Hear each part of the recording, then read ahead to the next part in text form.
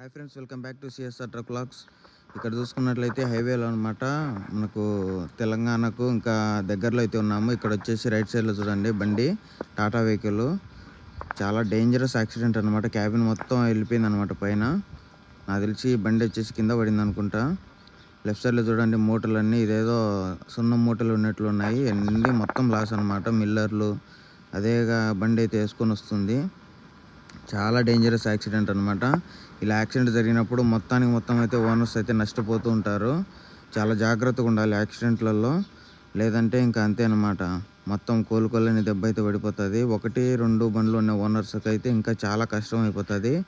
ఏదో 20, 30, 50 బండ్లు పైన ఉంటే కనపరాదు, కానీ 1-2 బండ్లు ఉంటే మాత్రం మనుషులు అయితే అసలు కోలుకోలేరు అనమాట. ఓనర్స్ కూడా ఇందుకోసమే బండ్లు అయితే అమ్మేసుకుంటూ ఉంటారు. ఇంకా తెలంగాణకు అయితే ఎంట్రీ అయిపోయినాం మనం. ఇంకా